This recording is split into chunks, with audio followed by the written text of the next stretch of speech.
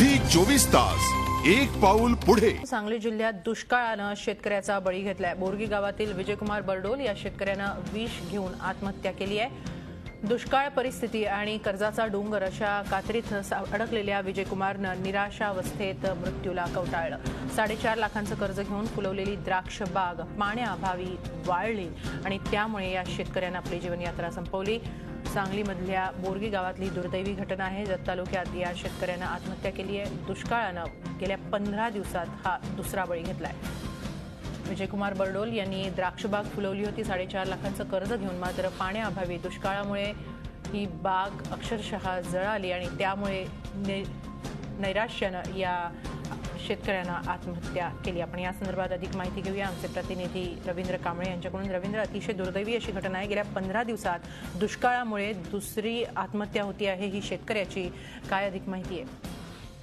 नक्कीच गेल्या 15 दिवसांमध्ये दुष्काळाचा हा दुसरा बळी आहे।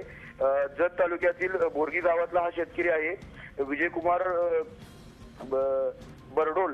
याच्या वडिलांनी ह्या कर्ज घेतलं होतं, जवळपास 4.5 लाखाचं कर्ज होतं आणि गेल्या 2 वर्षापासून या तालुक्यामध्ये कोणत्याही प्रकारचा पाऊस झाला नाही, त्यामुळे द्राक्षबाग वाळून गेली आणि दुसरं पीक सुद्धा घेता येत नाही। त्यामुळे एकीकडे कर्जाचा तगादा आणि दुसरीकडे दुष्काळाची भीषण परिस्थिती, या खात्री सापडलेल्या या शेतकऱ्यांनी शेवटी आत्महत्या केलेली आहे। विषारी औषध घेऊन त्याने आपलं आयुष्य संपवलेलं आहे आणि जत तालुक्यामध्ये भीषण असा दुष्काळ आहे आणि गेल्या 15 दिवसामध्ये हा दुष्काळाचा दुसरा बळी आहे।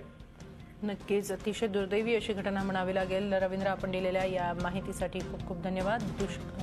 दुष्काळ आणि त्याचबरोबर कर्जाचा डोंगर अशा विचित्र कात्रीत सापडलेल्या या शेतकऱ्यानं निराश अवस्थेत आत्महत्या केली। सांगलीतल्या बोरगी गावातली ही घटना आहे।